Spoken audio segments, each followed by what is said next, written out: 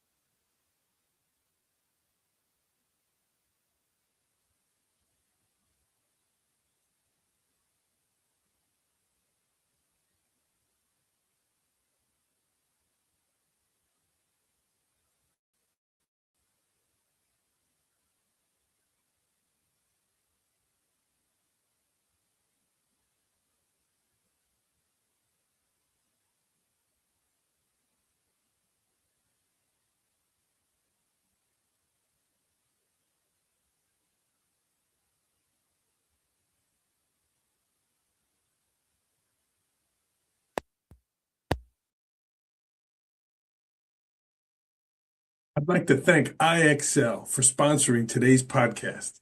Over 1 million teachers use IXL in their classroom every day. IXL is the most widely used online learning and teaching platform K through 12. It empowers schools with complete curriculum, thousands of instructional resources, robust reporting, assessment data, and more. It saves teachers a lot of valuable time with ready-made plans aligned to the standards and the textbooks. Built-in engagement tools like custom competitions make learning fun for students. And IXL's diagnostic is research proven to be a strong predictor of performance on standardized assessments. And the best part, everything I just mentioned is all integrated into one platform so you can simplify your ed tech tools.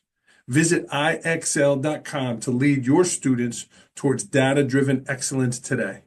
The link is in the show notes. And again, appreciate IXL sponsoring today's podcast.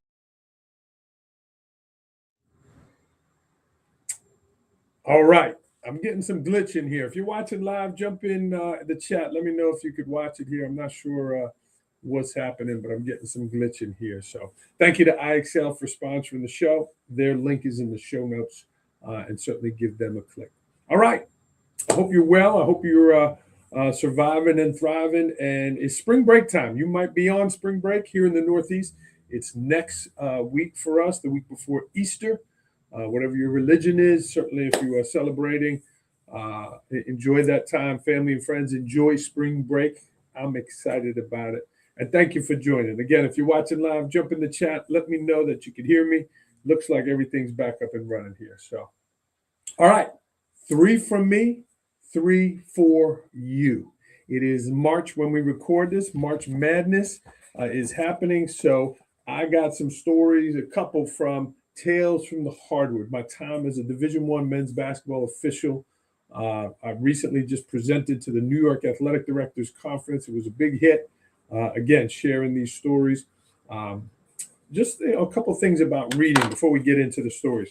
My books are short excerpts, short little things, maybe a page or two. They're not a lot of heavy lifting. Sometimes I'm going to talk about reading in a little bit, but sometimes it's like, but if you could read 5-10 minutes a night, that's going to help you. That's going to help you grow. So I try to write my books in that manner because I don't have a great attention span unless it's something that's really grasping my attention. So that being said, the first story, and it's you never know who's watching. If you have the book, it's page 70. You never know who's watching. So all of these referees that you're watching in March Madness, they have tried out for the conferences. They had to go out there. They had to try out. They had to pay money. And again, you never know who's watching, right? There's Division I, there's Division II, there's Division III. And I've worked all levels. JUCO, also junior college. I've worked all levels. And sometimes when you've worked a Division I game that's on TV, you're getting a bigger check, that kind of stuff. It creeps into your mind maybe when you're doing a lower level game that it's not as important, that it's not the one on TV. So it was late in my career.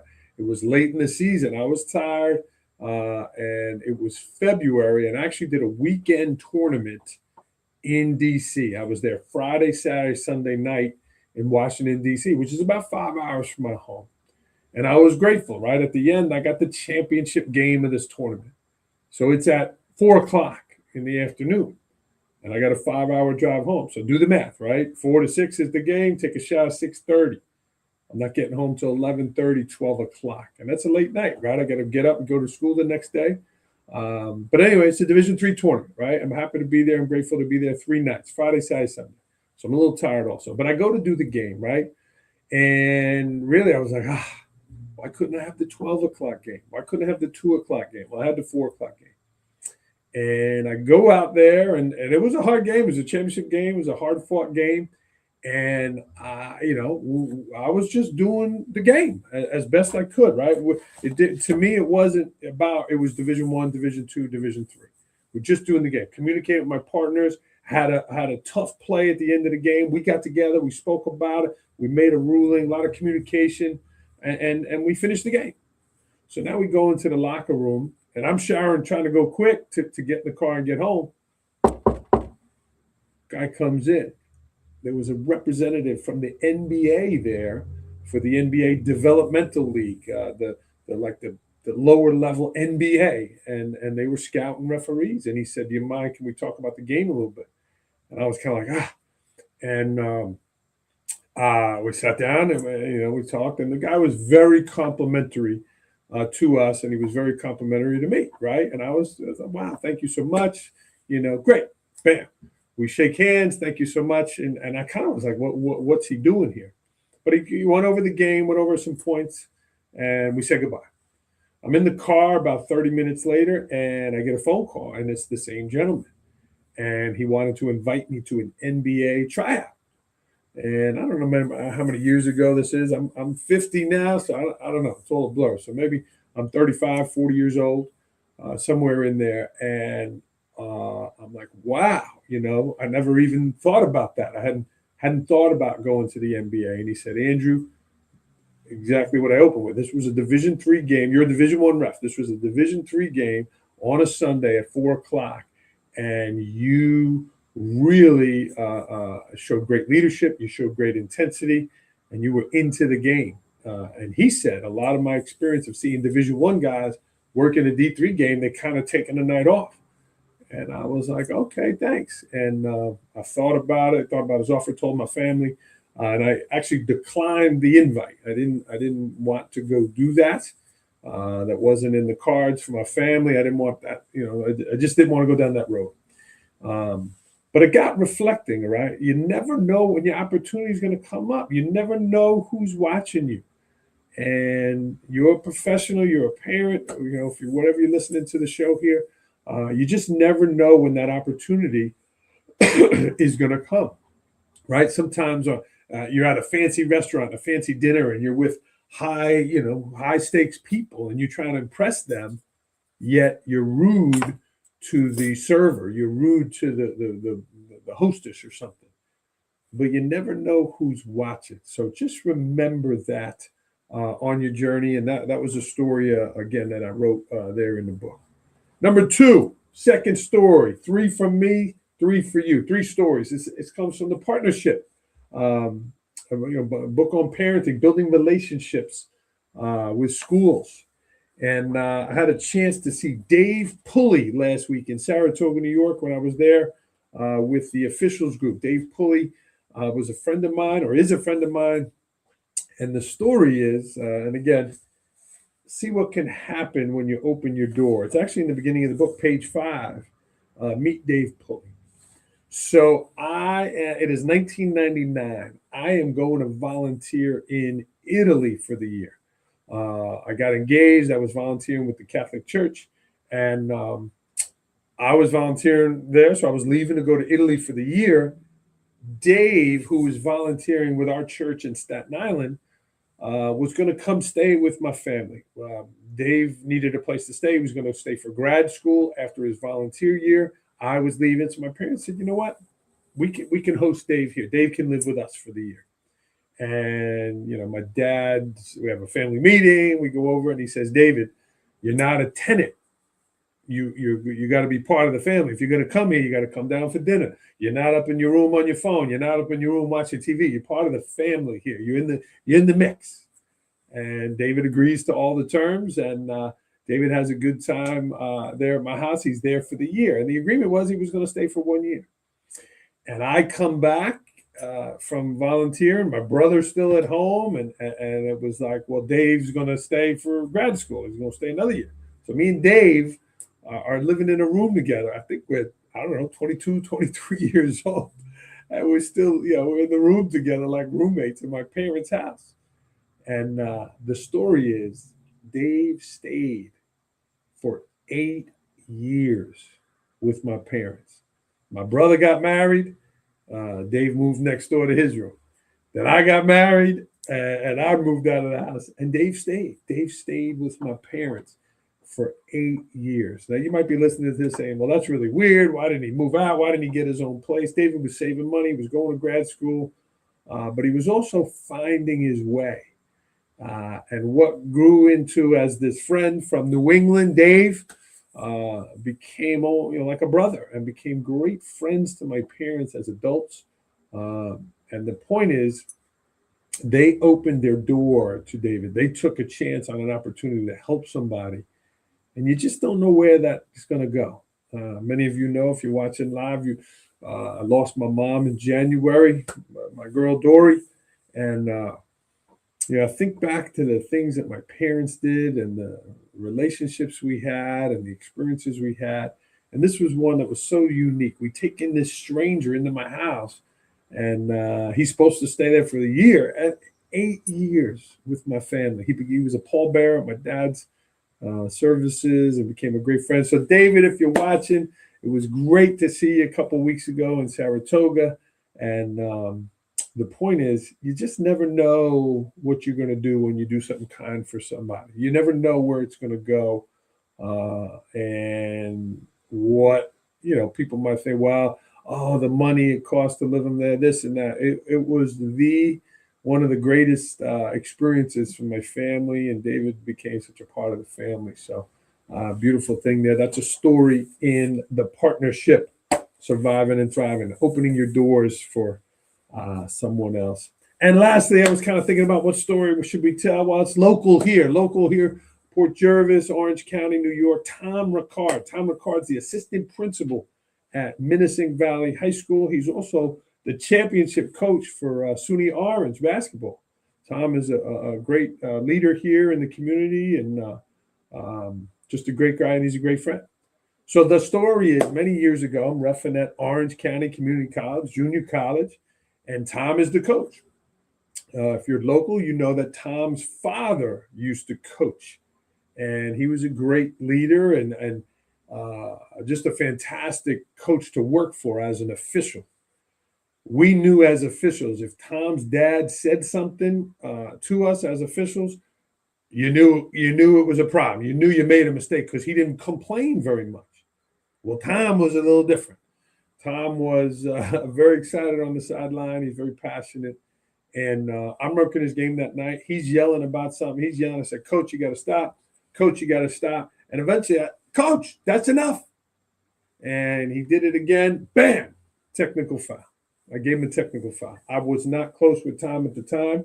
And I did, we weren't friends. So I gave a technical foul, and that was it, right? We move on. It's a play in the game. We move on. I don't hold grudges. We don't do any of that. We ref in the game. Next morning, I'm back to Port Jervis. I'm here in the Shrine in Port Jervis, and I'm at my desk, and I get an email, 7 in the morning, 7:10 in the morning. Bam. Dear Mr. Marotta, this is Tom Ricard. I'd like to apologize for my actions in the game last night. You had warned me multiple times to stop, and I didn't. I didn't listen to you. I apologize. It won't happen again. Okay, Coach. Thanks for your email, right? Bam, I say that. Okay, Coach. And, thank you so much. Well, I don't think anything of it. I have him another time that season. No problem. We shake hands. No issues in the game, right? Well, that was in, November. What happens in April and May? What happens? The story is Tom Ricard applies for the assistant principal job at Port Jervis High School. And who got the job at Port Jervis High School as assistant principal? If you're watching, you want to throw it in the chat? What do you think?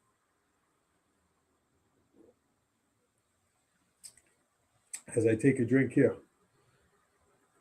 Yeah, Tom Ricard got the job. I hired him.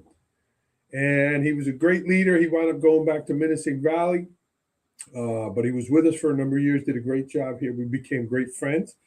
And the point of this story is you apologize when you're wrong. You own your actions. If he had never apologized, would I still have hired him? I don't know. But I saw him at his best in his interview. I saw him at his best when he was coaching. I saw him at his best in multiple areas. But I also saw him at his worst. And how did he handle it when he was at his worst? How did he handle it? He apologized. He said, I'm sorry, and it won't happen again. And it didn't happen again. We never had a run-in like that. He never acted like that again. And he owned what he did. So when you make a mistake, when you do something wrong, regardless of your position, admit it, fix it, and move on. Tom did that in that moment. I was grateful to him. And maybe I would have thought differently if he didn't apologize. I don't know.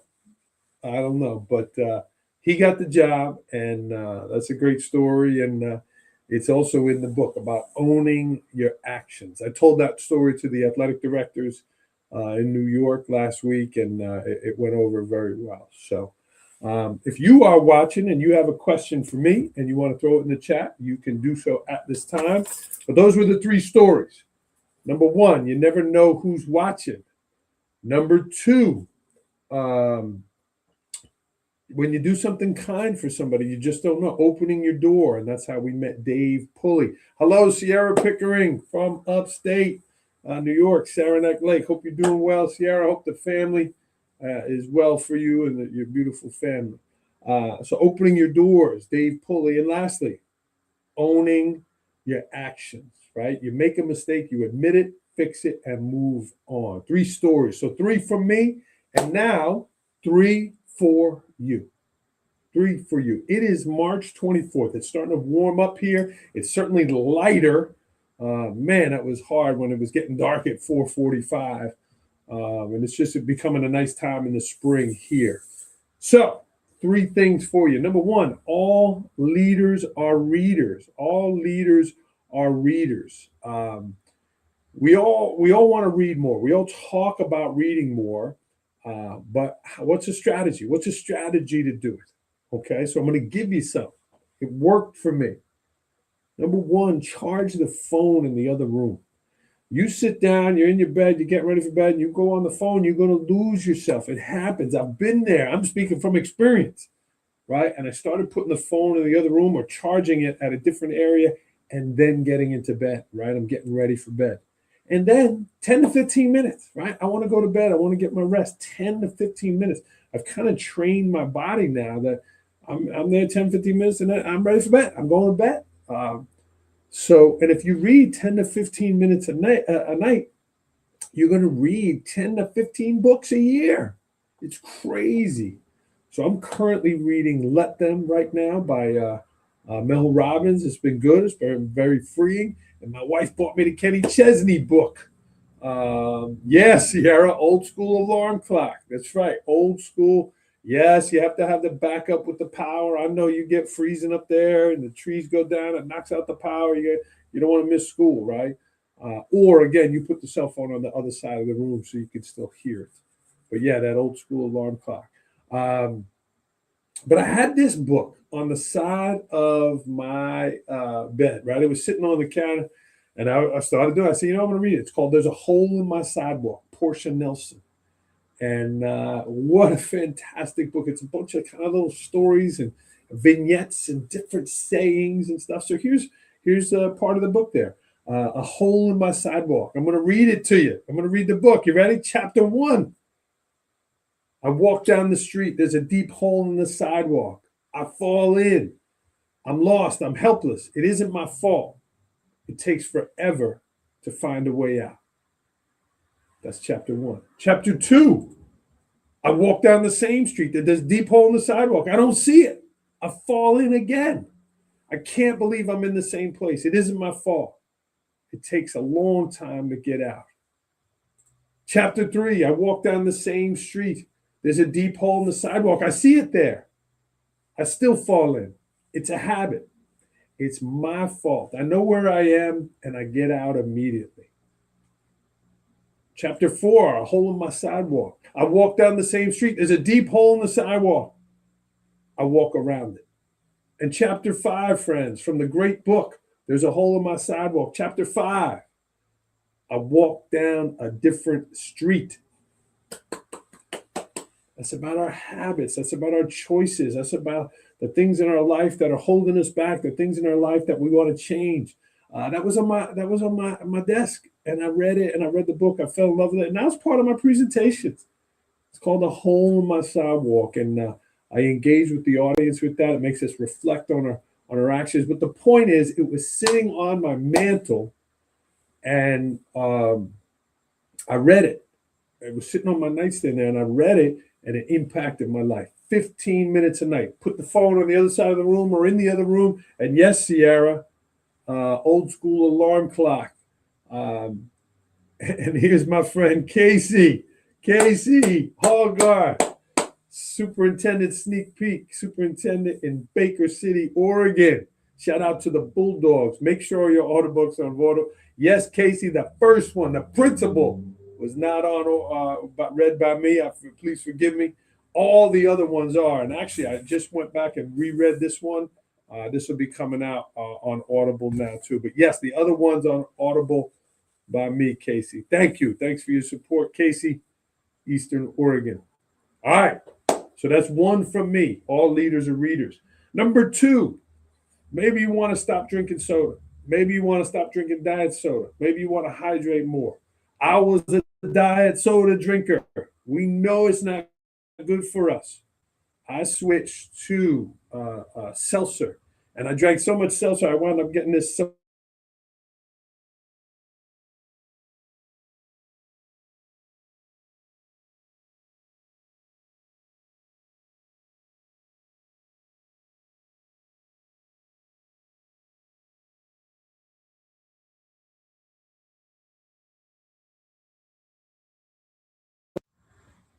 Okay, we're back. Sorry. So here's a strategy. Here's a tool. I drink a lot of seltzer. I don't drink soda.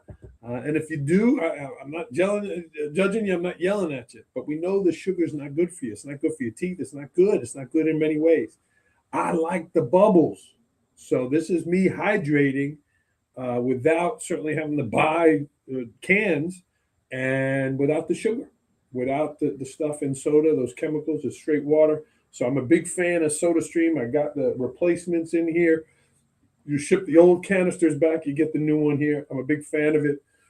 If you do like the taste of soda and you do like that, they do have additives. I'm not a fan of that stuff, but a great way to hydrate. Yeah, Sierra, I'm not sure what's happening there. I'm sorry. So I probably should have restarted my computer before I got going with this podcast. And the last one from me, friends, it was my blog from this week, and it was called Who's Holding the Spotlight? I host this podcast, right? And today I did not have a guest with me. But when I do, I interview them. And what's been happening on the podcast, I got amazing guests. They're flipping it back on me. They're saying, well, Andrew, what do you think about this? And Andrew, you've done this. And what do you? And they're taking their time to be on the podcast and flipping it back on me. So I called it the spotlight, right? Who's holding the spotlight? When you're holding the spotlight, are you doing this? Or can you make others in your school community shine? Can you help others shine? And Casey's watching from Baker, Oregon, Baker City. He's doing that with his superintendent sneak peeks. It's a great thing there. He's doing that on social media. But even in just a conversation, put it back on the other person. Ask them about them. Ask them about the passions and the things in their lives that are happening for them. So when the spotlight is on you in a good way, how could you push it back on somebody else in a good way? I've noticed great leaders doing that, and it's something that I try to do when someone's asking me about me. I want to ask them about them, and it makes them feel included. It makes them feel empowered, and it certainly raises their level. So think about that in your interactions with others, how you can elevate them and lift them up. As my referee supervisor used to say, never miss an opportunity to let them see you shine. We'll never miss an opportunity to shine that light on others, to shine that light on your school district, to shine that light on your business, your family, all of that kind of stuff. So that's it. That's all we got today. 3 from me and 3 for you. The stories, again, you never know who's watching, what can happen when you open your doors. The Dave Pulley story. And Andrew, I'm sorry, the story of Tom Ricard here, Orange County. And then the 3 for you, all leaders are readers, hydrating with SodaStream, and then certainly shining that light on others. My friend Sierra saying, what are some appreciated ways to shine the a spotlight on others? Sierra, asking them about them, asking about their business, right? And then when you're at that assembly, when you have an opportunity like this, I have a microphone, you shine the light on others, right? The work they're doing, you compliment others there. Notes of appreciation. Sierra, I got my desk here. Thank God you can't see all the papers here, but right, always writing notes, right? So here's my Port Jervis notepad, right? Always writing note to somebody, lifting them up, writing the handwritten note to them, putting it in an envelope here, right? I mail a lot of letters out too.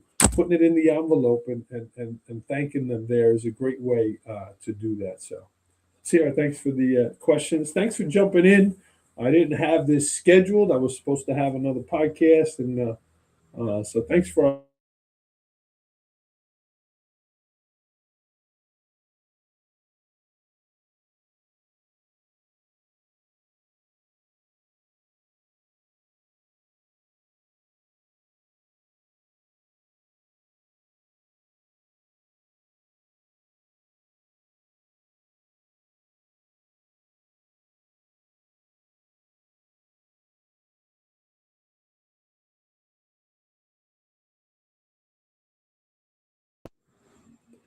small check-ins through text messages. Absolutely, Casey.